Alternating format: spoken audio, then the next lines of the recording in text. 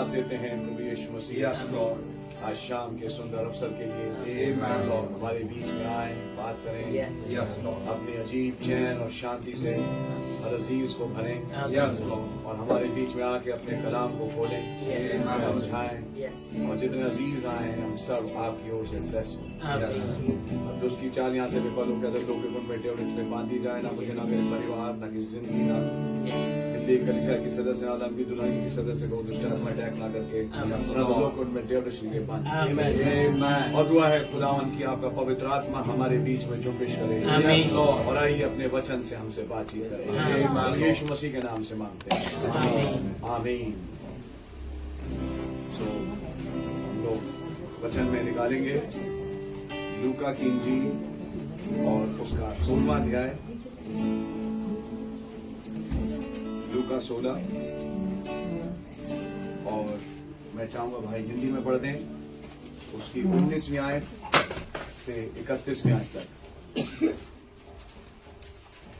लूका 16, 19 से 31।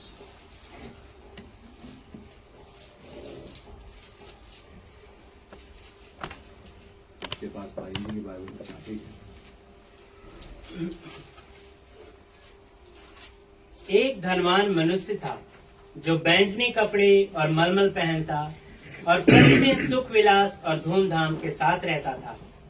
लाजर नाम का एक कंगाल घावों से भरा हुआ उसकी डेड़ी पर छोड़ दिया जाता था और वह चाहता था कि धनवान की मेज पर की जूठन से अपना पेट भरे, यहाँ तक कि कुत्ते भी आकर उसके घावों को चाटते थे।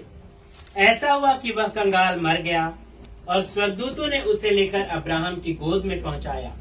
वह धनवान भी मरा और गाड़ा गया और अधोलोक में उसने पीड़ा में पड़े हुए अपनी आंखें उठाई और दूर से अब्राहम की गोद में लाजर को देखा। तब उसने पुकार कर कहा, हे पिता अब्राहम, मुझ पर दया करके लाजर को भेज दे ताकि वह अपनी उंगली का सिरा पानी में भिगोकर मेरी जीभ को ठंडी करे, क्योंकि मैं इस ज्वाला में तड़प रहा हूँ।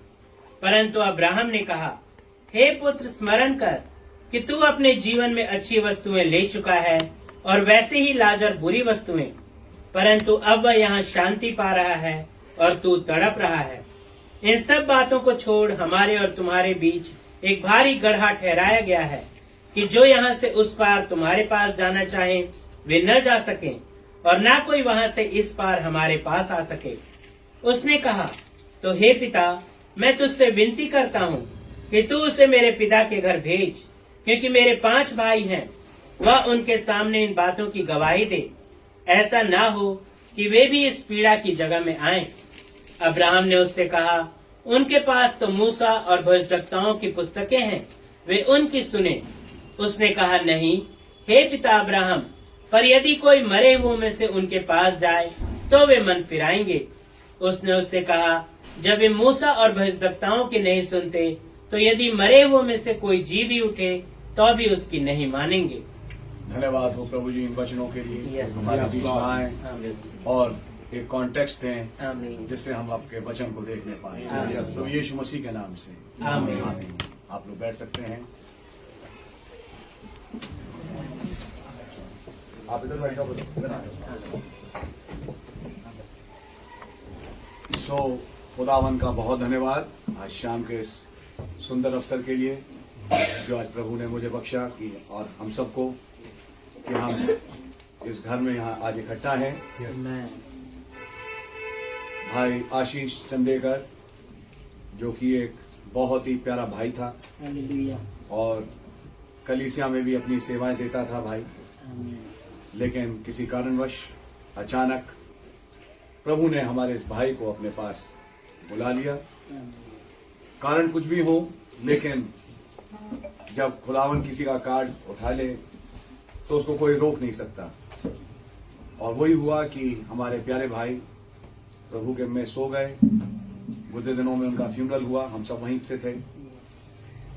और आज हम कहेंगे कि एक सभा में है यहाँ पे, जिसमें कि हम उस भाई को भी याद करेंगे और उसके साथ साथ कुछ चीजें देखेंगे जो वचन की हैं। आमीन आमीन। खुदावन का बड़ा धन्यवाद हो कि भाई आशीष चंदेकर चाहे एक कम उम्र पे गए हों, लेकिन जिंदगी में उस भाई ने एक बहुत प्यारा फैसला लिया आमीन। और वो था कि वो खुदा के साथ चले। और आज खुदावन का हम धन्यवाद देते हैं कि उन्हें वचन की बातों को पूरा किया और खुदा रहम करे तो आज वो प्रभु के पास हैं। आमीन। इस चीज को थोड़ा समझने के लिए आइए थोड़ा वचन से कुछ बातें देखेंगे। तो वचन में हम देखते हैं कि कैसे प्रभु यीशु मसीह ने 2 लोगों की कथा सुनाई जी। जो मरे, यस। और तब उन्होंने एक सीन खींचा। ये कोई ड्रामा नहीं था, जी। ये एक हकीकत थी आमीन। जिसको कि हम देखेंगे कि एक धनवान है और एक लाजर है। लाजर का जिस्म जो है घाव से भरा हुआ है जी।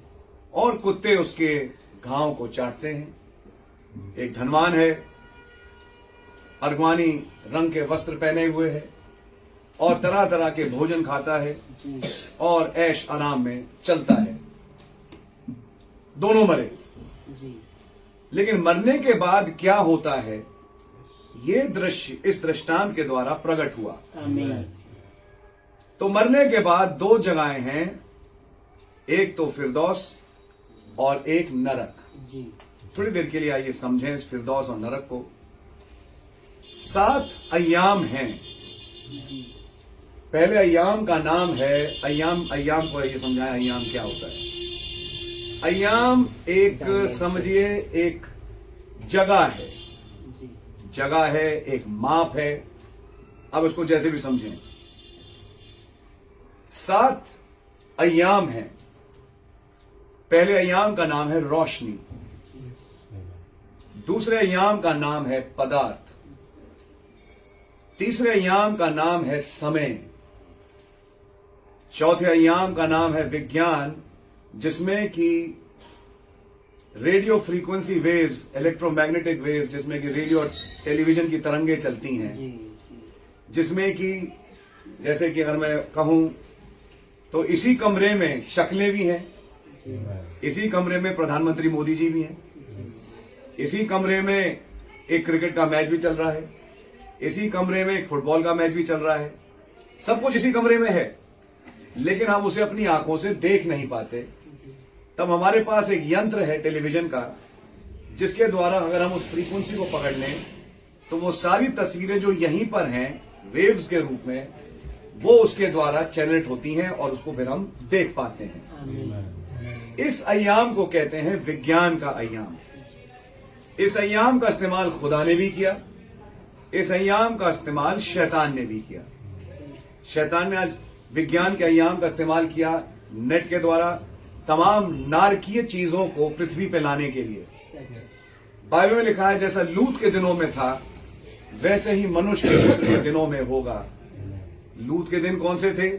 जब सदोम अमोरा आग से बर्बाद किया गया। जी। आमीन। आमीन। जैसा नूह के दिनों में हुआ, तो नूह के दिन भी कौन से थे? जब दुनिया पानी से बर्बाद हुई। सो दोनों तस्वीर हैं बर्बादी के दिन की। अब ये बर्बादी का दिन तो आज है, जब दुनिया आग और गंधक के द्वारा बर्बाद होने जा रही है। दुनिया का अंत है, सब लोग जानते हैं कि अब अंतिम समय है। तो इस समय के लिए लिखा गया जैसा लूत के दिनों में था, जैसा नूह के दिनों में था, मनुष्य के पुत्र के दिनों में ऐसा ही होगा। क्या हुआ? जो लोग थे नूह के दिन में, जो लोग थे लूत के दिन में, वो अपने युग में मरे और मरने के बाद नीचे गए नरक। लेकिन अब ये थोड़ी सी हायर बातें हैं, लेकिन है वचन में ही। आमीन। आज जब दूसरा विश्व युद्ध लड़ा गया, पहला विश्व युद्ध लड़ा गया, तो इन विश्व युद्धों में नरक खोला गया। जी। अब वो नरक की आत्माएं वही लोग जो कि उस जमाने में थे आत्माएं बनकर पृथ्वी पे आए हैं, ताकि वो काम जो लूत के दिनों में हुए। लूत के दिनों में आदमी आदमी से शादी करता था, लूत के दिनों में औरत औरत के साथ शादी करती थी। लूत के दिनों में रोमियो के पहले अध्याय में लिखा है स्त्री ने अपना प्राकृतिक स्वभाव ही खो दिया, पुरुष ने भी अपना प्राकृतिक स्वभाव खो दिया।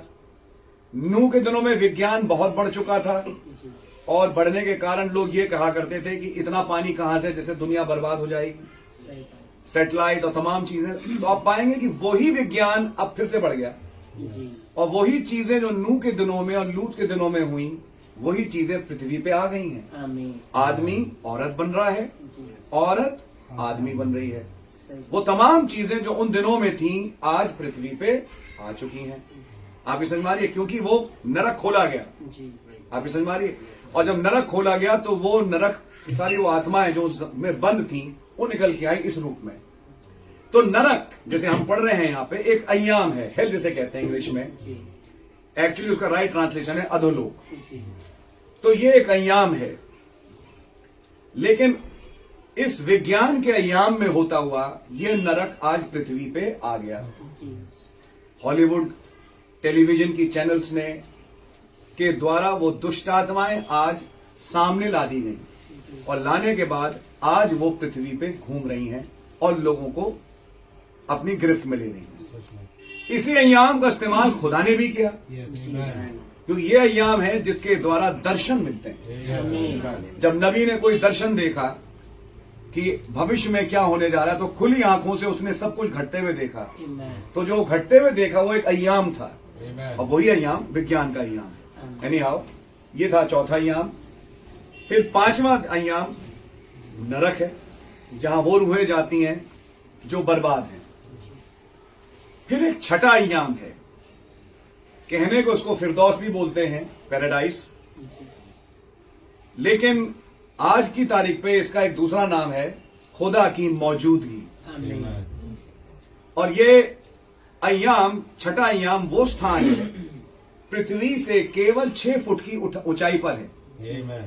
पृथ्वी से 6 फुट की ऊंचाई पर है, यहीं पर है। और इस अय्याम में वो रूहें हैं जो धर्मी जनों की हैं, जिसमें भाई भी हैं, बहनें भी हैं। और खुदा का धन्यवाद हो, इस युग में भाई ब्रैनम एक संत हुए जो को खुदा ने सुबह सुबह एक दर्शन में उस अय्याम में जाने का मौका दिया, जिन्होंने अपनी आंखों से देखा उन भाइयों को, उन बहनों को जो उस दुनिया को छोड़ के चले गए। वो एक अय्याम है, अभी उसके बारे में हम डिटेल में बात करेंगे। और उस अय्याम के बाद फिर एक 7वां अय्याम है जिसे स्वयं स्वर्ग कहते हैं, जहां पे यूहन्ना प्रकाशित 4 में उठाया गया, जो कि खुदावंद का सिंहासन है, जहां स्वर्गदूत हैं, 24 प्राचीन हैं। ये पुस्तक तमाम चीजें भाई बोल रहे थे गाने के टाइम। स्वर्ग वो एक अय्याम है। आमीन। थोड़ी देर के लिए अभी हम बात करेंगे इन 2 अय्यामों की, एक को जिसको फिरदौस कहते हैं जहां अच्छी रूहें जाती हैं, और एक जिसको नरक कहते हैं जहां बुरी रूहें जाती हैं। थोड़ी देर के इसकी बात करते हैं। प्रभु यीशु मसीह के जान देने से पहले ये दोनों अय्याम नीचे थे, अच्छी रूहें भी और बुरी रूहें भी नीचे जाती थी। अभी आप बात सुन के आपको बहुत अजीब लगेगा कि भाई ये तो आप बड़ी अजीब बात कर रहे हैं कि बुरी रूहें नीचे जाएं तो समझ में आता है, लेकिन अच्छी रूहें भी नीचे जाती थी। जी हां, जाती थी। जब आप पढ़े सैमुअल का वृतांत कि जब सैमुअल जो खुदा का नबी था गुजर गया और साउल इंदौर की भूत सिद्धनी के पास पहुंचा, मेरे लिए सैमुअल को बुलाओ। बाइबल में वृतांत लिखा हुआ है। अगर हम हर चीज को पढ़ना शुरू कर दें तो रात के 12-1 बज जाएंगे, इसलिए मैं केवल एक आउटलाइन आपको दे रहा हूं। तब वहां पे सैमुअल की आत्मा बुलाई गई, तो उस इंदौर की भूत सिद्धनी, सवाल ये बात है कि भाई एक भूत सिद्धनी एक खुदावन के नबी को कैसे बुला रही है? भूत सिद्धनी को क्या अधिकार एक खुदा के नबी को बुलाने की? तो कारण ये था कि पुराना ऐदनामा, जिसे हम पुराना नियम कहते हैं, मसीह यीशु के खून बहाए जाने से पहले वो समय था बैलों और बकरों के लहू का, जबकि सही वास्तविक लहू प्रभु यीशु मसीह का बहाया नहीं गया था, क्योंकि वो लहू बहाया नहीं गया था जिससे गुनाह ढकते नहीं, जिससे गुनाह मिट जाते हैं प्रभु यीशु मसीह के लहू के द्वारा। लेकिन बैलों बकरों के लहू के द्वारा इब्रानियों के पत्र में लिखा है गुनाह मिटते नहीं, गुनाह ढकते हैं। और इसी कारण जितने भी पुराने एतनामे में संत मरे, आदम से लेके मलाकी तक जितने भी लगा लीजिए, वे सब इंतजार कर रहे थे एक सच्ची कुर्बानी का, जिसका नाम प्रभु यीशु मसीह है, कि जब वो कुर्बानी आएगी तब हमारा उद्धार होगा। लेकिन जब तक प्रभु यीशु मसीह ने अपनी जान दी, ये अच्छी रूहें भी नीचे जाती थी। और आप नोटिस करें तो जो दृष्टांत प्रभु यीशु मसीह बता रहे हैं, उसमें धनवान जो कि ब्रदर एक बुरी रूह है, और लाजर जो कि एक अच्छी रूह है, एक दूसरे को देख पा रहे हैं। आपने नोटिस किया? एक दूसरे को देख पा रहे हैं। क्या आज अगर कोई धनवान ऐसा मरे और ऐसा कोई लाजर मरे तो धनवान लाजर को देख पाएगा? मैं जवाब में बोलता हूं नहीं। हम इस कारण को समझाएंगे। लेकिन जब मसीह यीशु ने दृष्टांत सुनाया प्रभु ने, तो बताया कि धनवान ने लाजर को अब्राहम की गोद में देखा, और अब्राहम ने कहा तुम्हारे और हमारे बीच में एक बहुत बड़ा गड्ढा है। ये खाली एक कहानी या एक ड्रामा नहीं है, ये हकीकत है। क्योंकि पृथ्वी का निचला स्थान दो हिस्सों में बटा हुआ था। एक हिस्से को कहते थे फिरदौस, जहां अच्छी रूहें जाती थी जो इंतजार कर रही थी, और बुरी रूहें, वो तो खैर बुरी रूहें थी, जिसको हम नरक कहते हैं। इन सब के ऊपर अधिकार अभी शैतान का ही था, क्योंकि सही लहू बहा नहीं था। प्रकाशित 1 में लिखा है, मृत्यु और अधोलोक की कुंजियां मेरे पास हैं। ये कब मिली कुंजियां? जब कलवरी पे प्रभु यीशु मसीह ने अपनी जान दी, और उसके बाद वो पृथ्वी के निचले स्थानों में गए। सवाल इस बात का है, क्या प्रभु यीशु मसीह आप पृथ्वी के नीचे स्थानों में गए? सबसे अच्छी रूह तो प्रभु यीशु मसीह की है। तो यीशु मसीह को तो मरने के बाद ऊपर जाना चाहिए था, लेकिन क्या यीशु मसीह भी पृथ्वी के निचले स्थानों में गए? मेरे साथ निकालिए ब्रदर, इफिसियों उसका 4था अध्याय। आइए एक आयत पढ़े और इसको भी हम देखते हैं। और मैं चाहूंगा कि भाई उसकी 6ठी आयत के बाद से पढ़ें। और सबका एक ही खुदा और पिता है, जो सबके ऊपर और सबके मध्य में और सब में है। आमीन। पर हम में से हरेक को मसीह के दान के परिमाण के अनुसार अनुग्रह मिला है। आमीन। इसलिए वह कहता है, वह ऊंचे पर चढ़ा। कौन? प्रभु यीशु मसीह। और ऊंचे पर चढ़ा क्योंकि वो गए ऊपर, बादलों में ऊपर चले गए। आगे, और बंदियों को बांध ले गया। बंदियों को बांध ले गया। ये बंदी कौन थे जिन्हें बांध ले गया? ये कौन से बंदी लोग थे जिन्हें वो बांध के ले गया? जब वो ऊपर उठाया गया बादलों में जैतून के पहाड़ से, तो साथ में एक बंधुआई को बांध ले गया। ये कौन सी बंधुआई थी जिन्हें बांध ले गया? अरे प्यारे भाई बहन, ये बंधुए कुछ और नहीं, पुराने एदनामे के संत थे जो नीचे थे। अभी पढ़िए आगे। और बंधुओं को बांध ले गया और मनुष्यों को दान दिए। जी। उसके चढ़ने से और क्या पाया जाता है? उसके चढ़ने से और क्या पाया जाता है? केवल ये कि वो पृथ्वी की निचली जगहों में उतरा भी था। जी, ये है बाइबल कि वो पृथ्वी के, भाई पढ़िए फिर से, कि वह पृथ्वी की निचली जगहों में उतरा भी था।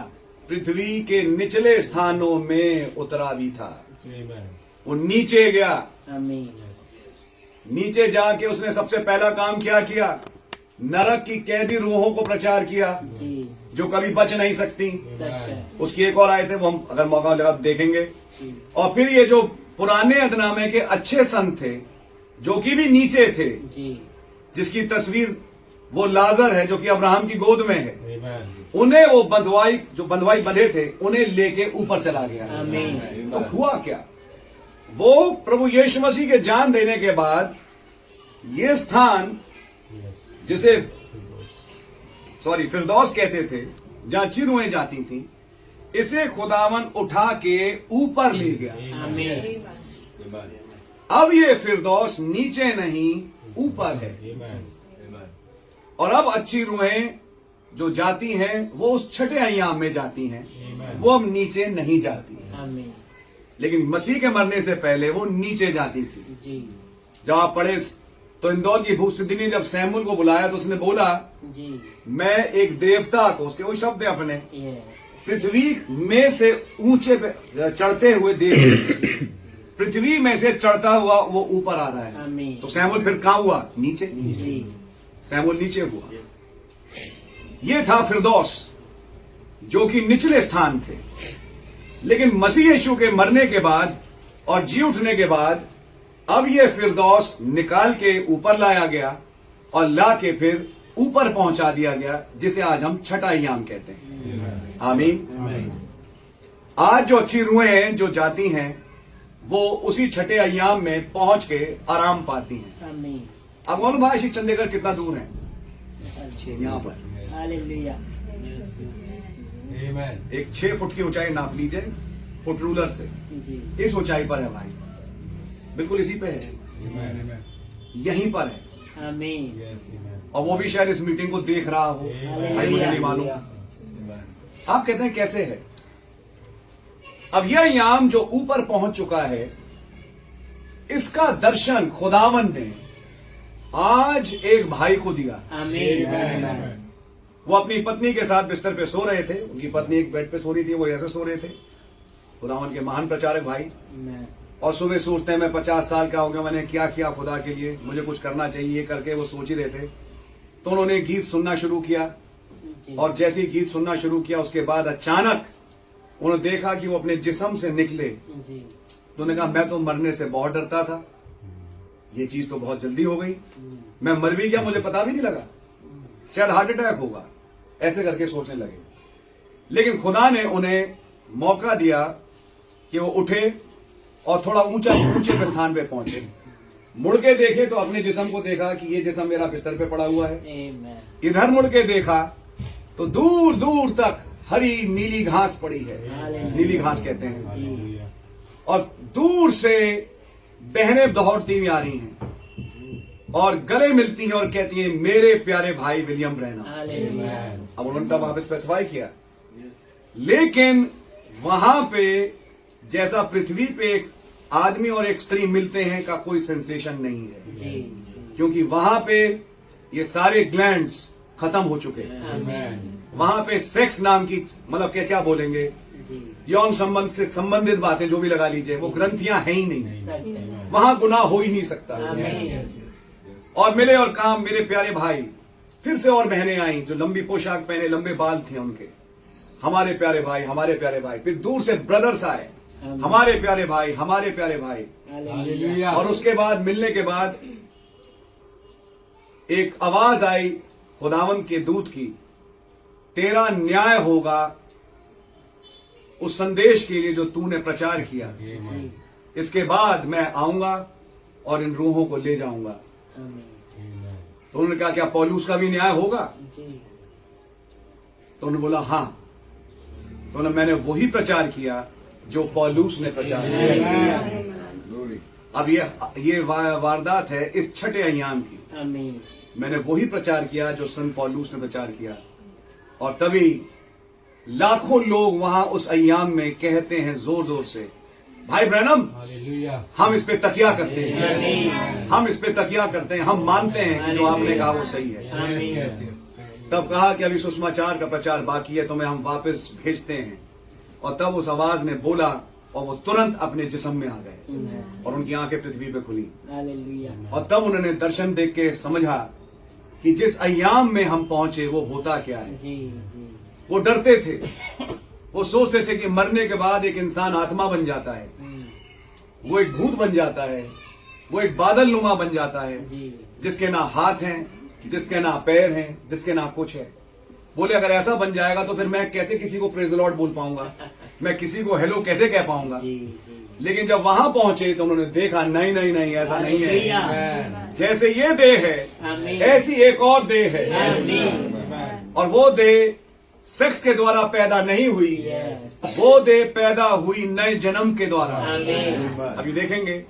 और नए जन्म के द्वारा उस देह का जो पैदाइश है वो वचन वाली देह कहलाती है, यस। जिसे अंग्रेजी में हम थियोफनी भी बोलते हैं, आमीन। जो बिल्कुल ऐसी दिखती है लेकिन जवान है, 21-22 साल की, और जो कभी मर नहीं सकती। आमीन। आज हमारा प्यारा भाई मैं विश्वास करता हूं ऐसी ही देह में है हालेलुया।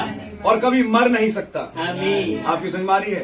पृथ्वी से 6 फुट की ऊंचाई पे घूम रहा है, अभी भी वो भाइयों से बहनों से मिल रहा होगा, क्योंकि हुजूम इतना बड़ा है। अभी उसका मिलना भी कंप्लीट नहीं होगा कि हम उससे मिल लेंगे। आप देखिएगा ये चीज होने जा रही है। हालेलुया। खुदावन का नाम मुबारक हो। इस दुनिया में केवल कालिक पुती हुई है। अब थोड़ी देर के लिए आगे बढ़ेंगे और यहां देखेंगे, जैसा मैंने बोला, और मेरा कभी भी ये मतलब भाई आशीष चंदेकर को लेके नहीं है, लेकिन केवल एक बात को रखने के लिए यहां से हम एक सबक ले सकते हैं, जिसको मैं ग्रेवयार्ड पे भी बोल रहा था। धनवान के मरने के बाद धनवान की एक मेमोरियल सर्विस हुई, जिस मेमोरियल सर्विस में तमाम रिश्तेदार, भाई बहन सब पहुंचे। धनवान वहां तड़प रहा है। मैं भाई आशीष चंद्र को धनवान से नहीं जोड़ रहा, प्लीज, मैं इसको पहले से समझा रहा हूं। मैंने उसको भाई को एक दूसरे रूप में रखा है, लेकिन मैं एक तस्वीर समझाने के लिए बतवाद रख रहा हूं। और धनवान कहता है मुझसे तो बहुत बड़ी गलती हो गई भाई, लेकिन मैं चाहता हूं कि आप एक काम करें, इस लाजर को भेजें। आज मैं कुछ और बोलूं, कोई कहेगा वहां इस आशीष चंदेकर को भेज दें कि अगर ये जिंदा हो जाए तो जिंदा होके वो मेरे भाइयों को कुछ समझा दे, जो मेरे मरणोपरांत मेरी तिथि मना रहे हैं, सभाएं लगा रहे हैं और वहां बैठे हैं। सुन रहे हैं आप? तो वहां पे प्रभु यीशु मसीह ने कहा नहीं नहीं नहीं नहीं, उनके पास तो मूसा है, उनके पास तो नबी हैं, उनकी सुने, उनकी सुने और उनकी समझे। आप लोग समझ पा रही है? तो कहे नहीं नहीं नहीं, अगर कोई मर के जी उठेगा उनको बताएगा तो वो जरूर उसकी सुनेंगे। उसने कहा जब वो मूसा और नबियों की नहीं सुनेंगे तो चाहे मर के भी कोई जिंदा हो जाए वो उसकी भी नहीं सुनेंगे। यहां ये वेद खत्म होता है, वृतांत खत्म होता है। ध्यान से समझें इस धनवान की कहानी। ब्रदर, मैं शायद ना समझ पाता, लेकिन इसके तार जुड़ते हैं बहुत पीछे। ये धनवान जब जवान था, प्रभु यीशु मसीह से मरकुस 10 में मिला और कहा, हे उत्तम गुरु, अनंत जीवन पाने के लिए मैं क्या करूं? आइए जरा शायद को देख लें। मरकुस और उसका 10वां अध्याय, इसकी शुरुआत यहां से है और भाई उसकी 17वीं आयत से जरा पढ़ दें। 22 आयत तक। हाँ, मरकुस 10:17 17 से 22। जब वह वहां से निकलकर मार्ग में जा रहा था जी। तो एक मनुष्य उसके पास दौड़ता हुआ आया और उसके आगे घुटने टेक कर उससे पूछा, हे उत्तम गुरु, अनंत जीवन का अधिकारी होने के लिए मैं क्या करूं? अनंत जीवन का अधिकारी होने के लिए मैं क्या करूं? अगर आज आप एक सच्चे हृदय से यहां बैठे हैं तो ये सवाल आप में से हर एक के दिमाग में, दिल में उठेगा, क्या वो अनंत जीवन मेरे पास है? क्या इस दुनिया से जाने के बाद मैंने अपना इंतजाम कर लिया? ये जीवन, अय्यूब ने कहा, पुरुष जो स्त्री से जन्मा है थोड़े दिनों का है, 60, 70, 80, कभी जैसा इनका केस भाई का हुआ 40, कुछ भी हो सकता है। लेकिन अगर मैं औसतन लगाऊं 60, 70, 80 साल की उम्र लगा लीजिए, उसके बाद क्या? बहुत पुरानी बात है, विशाखापट्टनम की। हमारे एक सनी अंकल थे, उन्होंने एक बात बताई। उस टाइम वो जवान थे, तो एक बुजुर्ग के पास पहुंचे कुछ बाइबल की बात करने। तो बुजुर्गवार ने कहा, देखो सनी, तुम लोगों के साथ सबसे बड़ी समस्या ये है, तुम हम लोगों को डराते हो, और डराते ऐसे हो यीशु मसीह आ रहा है, यीशु मसीह आ रहा है, यीशु मसीह आ रहा है, क्या तुम तैयार हो, क्या तुम तैयार हो? बोलते बचपन से लेके आज मैं बुजुर्ग हो चुका हूं, अब तक तो वो आए नहीं। तो ये डराना फराना बंद करो। क्यों करते हो ये काम? तो हमारे सनी अंकल ने उनसे एक बात बोली कि अंकल आपसे एक बात पूछूं? बोले पूछो बेटा। बोलते देखिए यीशु मसीह आए पृथ्वी पे तो आपकी उनसे मुलाकात होगी। बोलते हाँ सही बात है। आप यहां से जाएं तो भी तो आपकी मुलाकात प्रभु यीशु मसीह से होगी या नहीं होगी? बोलते हाँ होगी। बोलते ये बताइए यीशु मसीह अभी तक आए नहीं आए, क्या आप भी नहीं जाएंगे? उनने कहा अरे यार ये बात तो नहीं सोची थी। बोलते हमारे कदम तो इस वक्त कब्र में रखे, अब तो हमारी उम्र पूरी होगी। बोलते हाँ अंकल, तो ये सोचने का विषय बन जाता है कि प्रभु यीशु मसीह आए तो आए नहीं आए, जब भी आएंगे क्या आप भी नहीं जाएंगे? तो क्या आपने अपनी जिंदगी का जो फैसला था कर लिया नहीं कर लिया? धनवान ने ये फैसला नहीं किया। अभी देखेंगे, भाई पढ़िए पूरी। यीशु ने उससे कहा, तू मुझे उत्तम क्यों कहता है? कोई उत्तम नहीं, केवल एक, अर्थात खुदा। ठीक है। तू आज्ञाओं को तो जानता है, हत्या न करना, व्यभिचार न करना, चोरी न करना, झूठी गवाही न देना, छल न करना, अपने पिता और अपनी माता का आदर करना। उसने उससे कहा, हे गुरु, इन सब को मैं लड़कपन से मानता आया हूँ। आप एक सवाल पूछिए जी। हत्या ना करना, झूठ ना बोलना, चोरी ना करना, माँ बाप का आदर करना, इन सारी बातों को मैं बचपन से मानता आया हूं। तो मैं पूछता हूं फिर सवाल क्यों कर रहे हो? अनंत जीवन पाने के लिए क्या करूं? तुम्हारे पास तो अनंत जीवन है। तो जवाब में बोलेगा नहीं, मैं सारे अच्छे काम कर रहा हूं, मैं झूठ नहीं बोलता, मैं चोरी नहीं करता, मैं माँ बाप की इज्जत करता हूं, मैं सारे बड़े अच्छे अच्छे काम कर रहा हूं, लेकिन सारे अच्छे काम, अच्छा जीवन बिताने के बावजूद ये जानता हूं कि मेरे पास अनंत जीवन नहीं है। अनंत जीवन एक अच्छा जीवन बिताना नहीं है। वो तो बाकी धर्मों में भी है। सब लोग एक अच्छा जीवन बिताना सिखाते हैं। भाई झूठ मत बोलो, सबका भला चाहो, अपनी जात से किसी को दुख मत दो, और अगर किसी गरीब की मदद करना है तो कर दो। ये तमाम बातें सिखाई जाती है, लेकिन ये अनंत जीवन नहीं है। बाइबल ये बता रही है ये अनंत जीवन नहीं है, ये एक अच्छा जीवन तो है। और ऐसा अच्छा जीवन यीशु मसीह के टाइम के फकीर फरीसियों ने जिया, लेकिन सब के सब नरक में उतर गए। ये अनंत जीवन नहीं था, ये एक अच्छा जीवन था, लेकिन अनंत जीवन नहीं था। ऐसा अच्छा जीवन जीने वाले आज बहुत हैं, बहुत अच्छे लोग हैं, लेकिन एक अच्छा इंसान बनना आपको स्वर्ग नहीं कमवाता।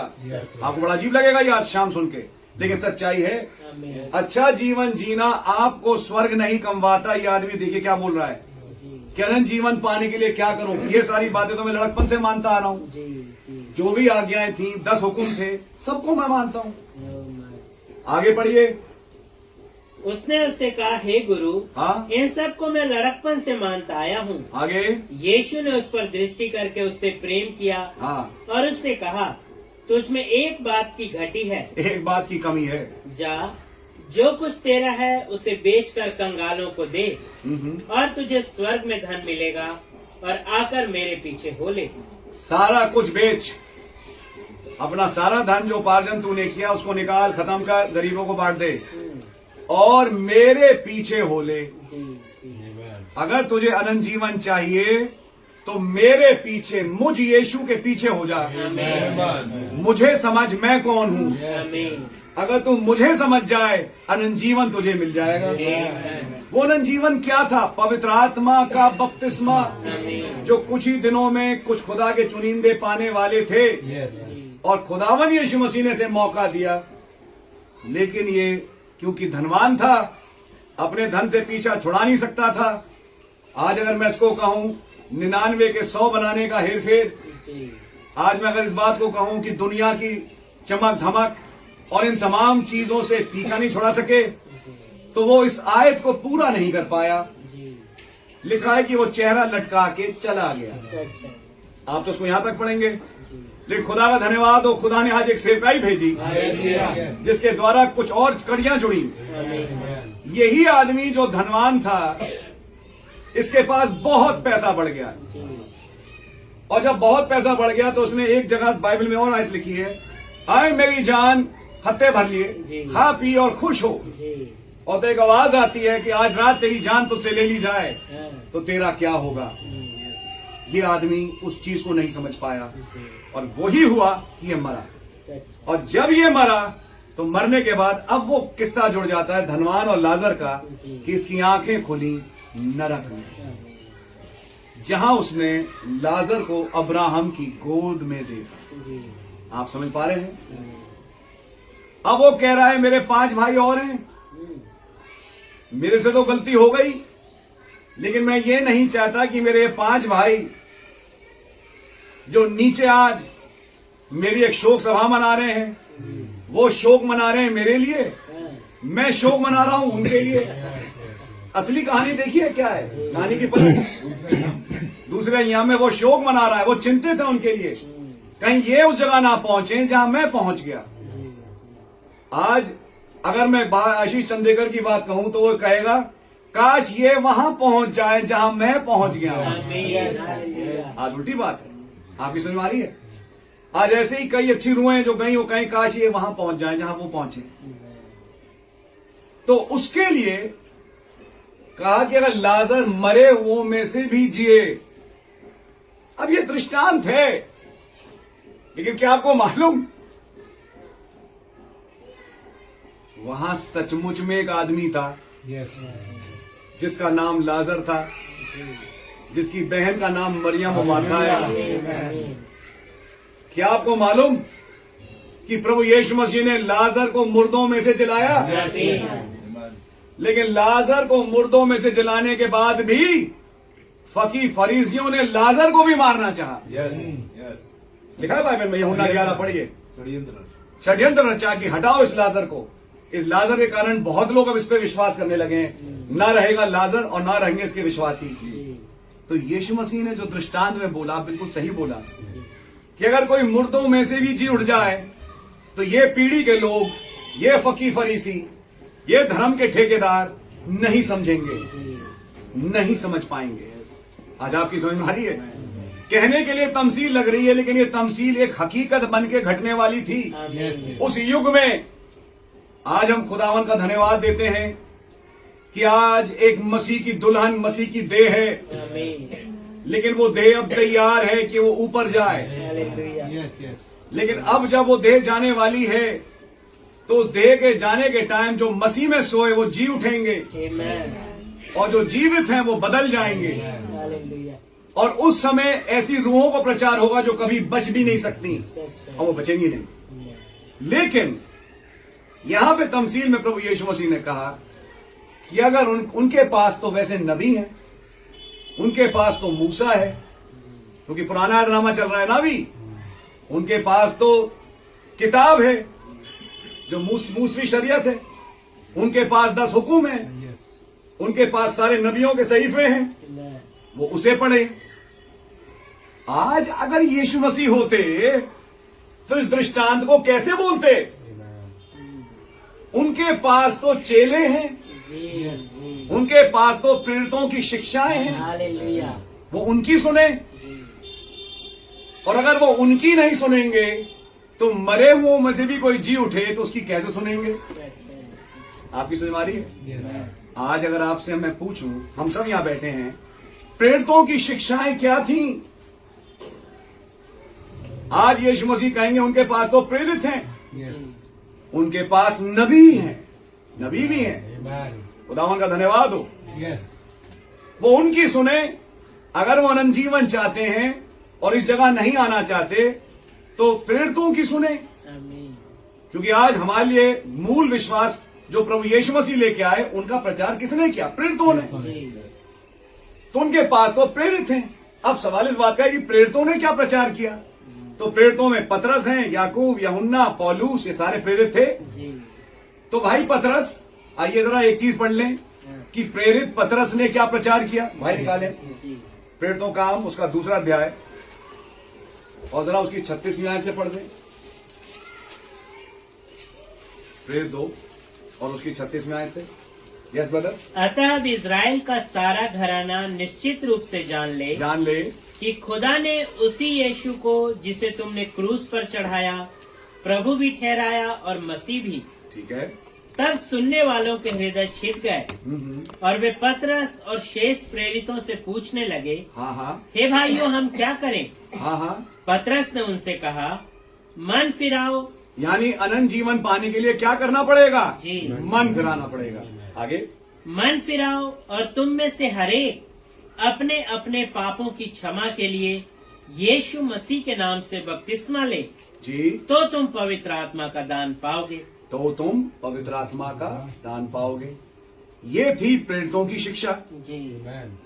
थोड़ी देर के लिए आज देखें, क्षमा करें मैं आपका थोड़ा समय ले रहा हूँ, लेकिन मैं एक भ्रम से हम सबको जो यहाँ बैठे निकालना चाहता हूँ आमीन। कि हम में से कोई किसी भ्रम में ना रहे। जी। कि भ्रम में अगर रह गए तो वो सबसे बड़ी मिस्टेक हो जाएगी। तब देखें वचन के अनुसार प्रेरितों ने कभी बाप बेटा रूल को तो उसके नाम से बपतिस्मा दिया ही नहीं। आइए एक मिनट मत्ती 28:19 भी निकाल के पढ़ लीजिए भाई। पढ़िए भाई।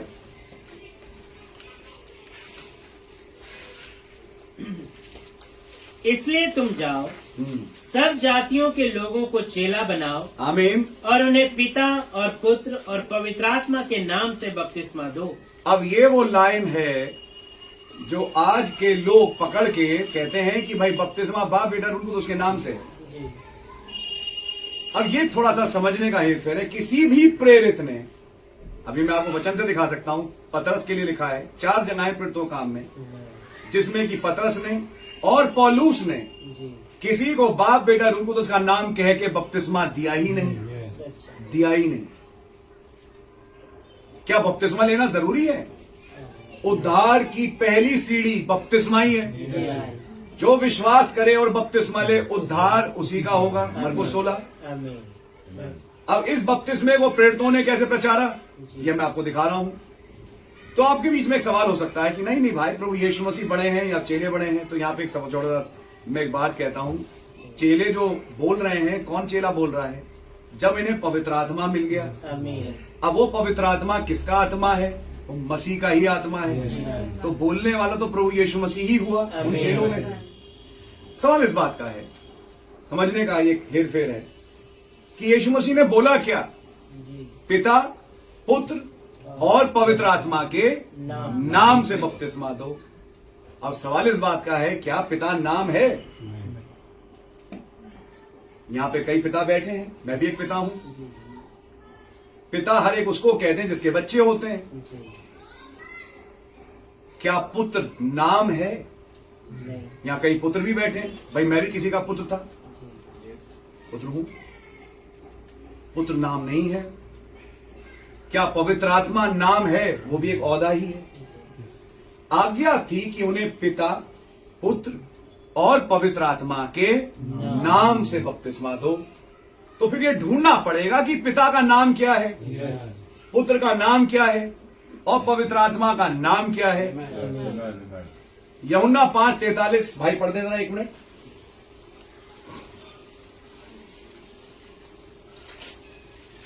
यूहन्ना 5 और उसकी 43वीं आयत।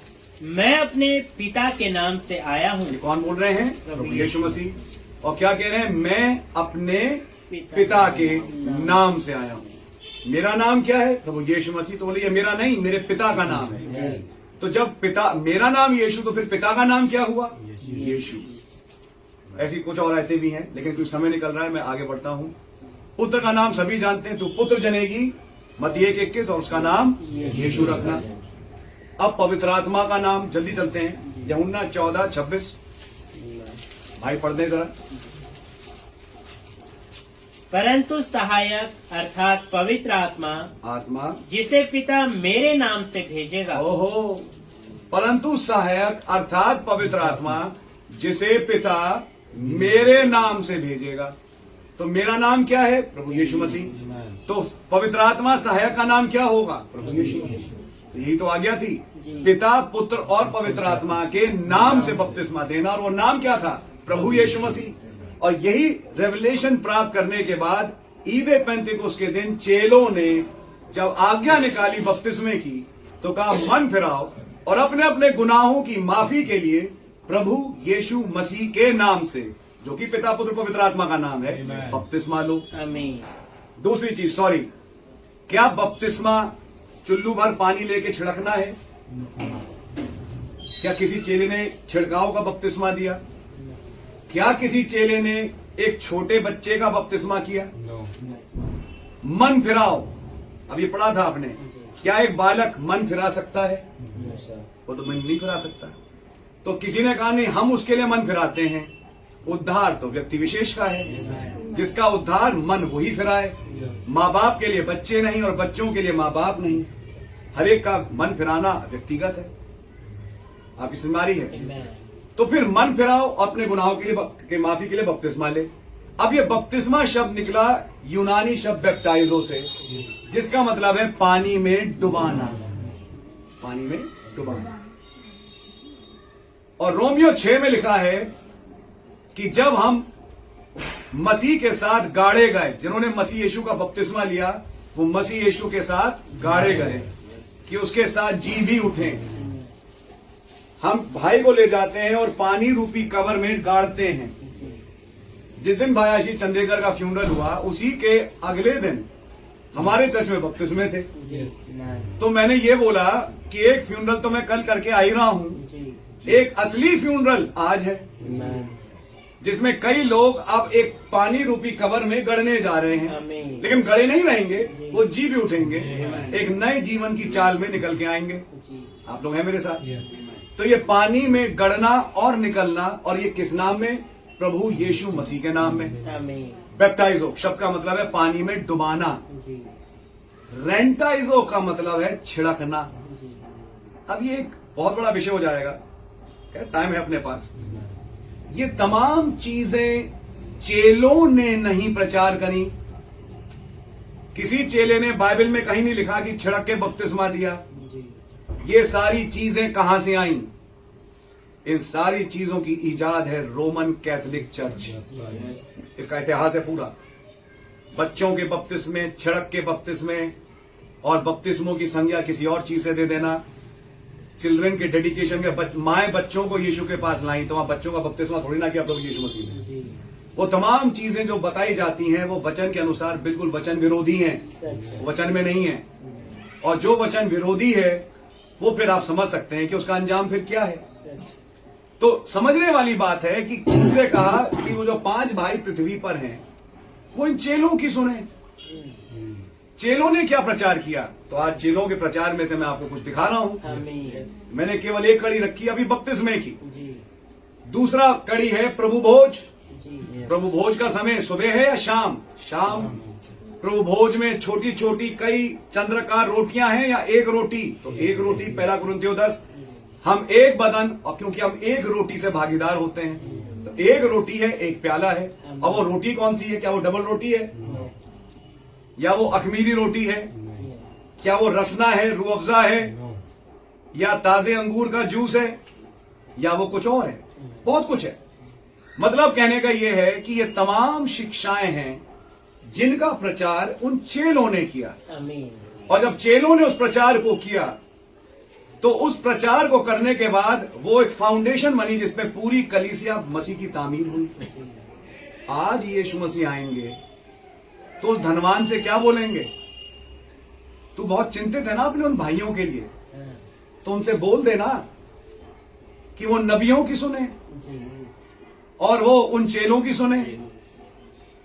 कि आज कोई ऐसा शख्स आया, ओ हालेलुया, जो आज के युग के लोगों को चेलों के विश्वास की तरफ मोड़े।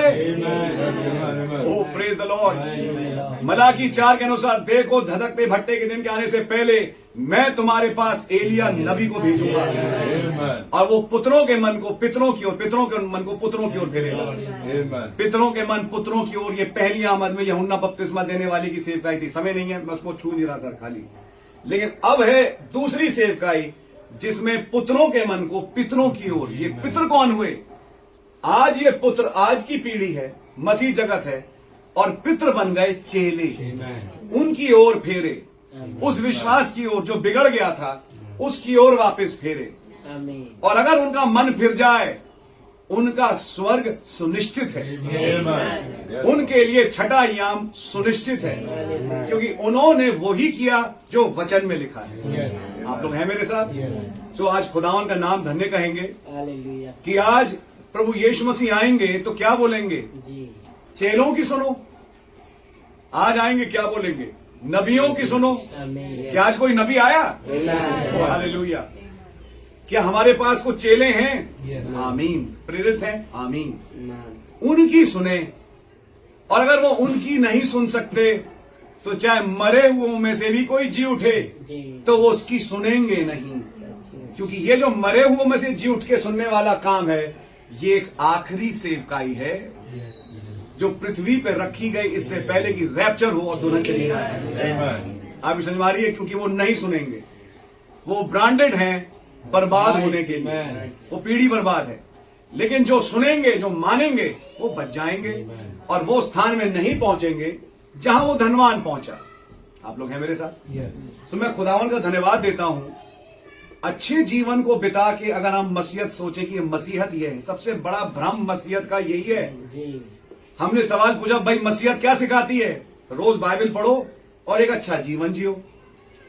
अरे ब्रदर, मसीहत की एबीसीडी भी नहीं है। मसीहत का मतलब है मसीह आपके अंदर। और ये तब तक नहीं हो सकता जब तक पवित्र आत्मा का बपतिस्मा आपको ना मिले। और पवित्र आत्मा के बपतिस्मे को पाने के 10 तरीके नहीं, एक ही तरीका था जिसको संत पतरस ने, भाई पतरस ने यहां बताया। मन फिराओ, अपने गुनाहों की माफी के लिए प्रभु यीशु मसीह के नाम से बपतिस्मा ले और तुम पवित्र आत्मा का दान पाओगे। खुदा उनका धन्यवाद हो कि उनके पास चेले हैं, उनके पास नबियों के सहीफे हैं, वो उनकी सुने। अगर वो उनकी नहीं सुन सकते तो मुर्दों में से भी कोई जी उठे तो वो उसकी भी नहीं सुनेंगे। लेकिन अगर अब बात करें दूसरी तरफ की, तो 2 स्थान हैं। एक है फिरदौस, छठा इनाम, एक है नरक, 5वां इनाम। वो धनवान जो बुरी रूह थी, वो नीचे आग में तड़प रहा है। लेकिन जो वहां पहुंच गया, वो अब्राहम के साथ फेलोशिप कर रहा है। इस थोड़े दृश्य को भी समझने की कोशिश करें कि हमारा भाई जो आज प्रभु में सोया, क्या कर रहा होगा इस वक्त? वो भी हमारे अब्राहम के साथ फेलोशिप कर रहा होगा, एक 7 अक्षर वाले के साथ, जिसका नाम HAM से एंड होता है। उसके पास बैठा होगा कि आपका नाम बहुत सुनते थे, आपका प्रचार बहुत सुना, लेकिन आज हम आपको देखते हैं। उसने कहा आओ बैठो। और मेरा एक फेवरेट गीत है जिसका नाम है अमेजिंग ग्रेस, जो मैं गाता हूँ। और क्या अजीब बात है कि आज वही गीत गाए भाई ने सुना और वही गीत गाया गया, क्योंकि शायद उस अय्याम में भी ये गीत गाया जा रहा है। और हमारा भाई भी उस भाई से मिल रहा है, फेलोशिप कर रहा है। भाई लाल से मिला होगा, हमारे भूतपूर्व पास्टर, मेरे फादर जो पास्टर थे, उनसे मिला होगा। वो और संतों से मिला होगा। अरे ब्रदर प्रेज द लॉर्ड, अरे आप कैसे, अरे सिस्टर आप कैसे, आप कैसे। एक अजीब मंजर वहां पे चल रहा होगा। नबी ने कहा एक बहुत ही खूबसूरत औरत मेरे पास आई और मुझसे प्रेज द लॉर्ड ब्रदर कहा। बोले मैं नहीं पहचान पाया। बोलते आपने मुझे नहीं पहचाना? उन्होंने कहा नहीं। बोले मैं 90 साल की थी, 90 से ऊपर की थी दुनिया में, जब आप मेरे पास आए इस वचन को लेके। God bless you brother. और आज मैं यहाँ पर आराम पाती हूँ। अब मैं जवान हूं, अब मैं कभी भी बुजुर्ग नहीं हो सकता। तो खुदावन का कितना धन्यवाद हो एक ऐसे प्यारे अय्याम के लिए जो खुदावन ने रखा है, और हमारा भाई उस अय्याम में आराम पाता है। लेकिन एक सवाल भी छोड़ता है हम सब के लिए कि मेरे कुछ अजीज दुनिया में हैं, उनके लिए क्या किया जाए। मेरे कुछ अजीज हैं जो मेरी चिंता कर रहे हैं, मुझे उनकी चिंता हो रही है। वो तो मेरी चिंता कर रहे हैं, मुझे उनसे ज्यादा मुझे उनकी चिंता है कि उनका क्या होगा। आपकी समझ मारी है। खुदा रहम करे। मैं खाली एक तस्वीर में बातों को रखने की कोशिश कर रहा हूं। मैं चाहूंगा कि आज हम में से हर एक थोड़ा अपने दिलों में झांके और सोचे, क्या मैं प्रेरितों की प्रचारी शिक्षा पे चल रहा हूं या नहीं चल रहा। कहीं मैं कहीं गड़बड़ा तो नहीं रहा, और अगर कहीं मैं गड़बड़ा रहा हूं तो मेरे लिए मौका है कि मैं मन फिराऊं और मैं अपने आप को वापस चेलों की शिक्षा पे ले आऊं। आप लोग हैं मेरे साथ। और जब मैं इसके साथ चलूंगा तो मैं सही में वचन को पूरा कर रहा हूं। ये स्थान जिसको कि धनवान भुगत रहा है वो मेरे लिए तो है नहीं, लेकिन वो स्थान जो लाजर का था वो मेरा स्थान है। कई बार सत्य का मार्ग पकड़ने के लिए आपको दुनिया में परेशानी सहनी पड़ेगी। लाजर का जीवन कोई बहुत आसान जीवन नहीं था। वो चूर चार खाता है, उसके घाव को कुत्ते चाटते हैं। देखने में लगेगा खुदा ने कंडेम कर दिया, ये बेकार है, इसको कौन देखे। लेकिन वो था खुदा का जन। और मरने के बाद जब कहानी पलटी तो पाया कि वो तो जन्नत में है, आराम पा रहा है और अब्राहम की गोद में बैठा खुश है। आपकी समझ मारी है। तो खुदा उनका नाम मुबारक हो, प्रभु के नाम की जय हो, स्तुति और तारीफ हो। और आज ये सवाल हम सबके लिए है, क्या मैं उन प्रेरितों की शिक्षा पे चल रहा हूं।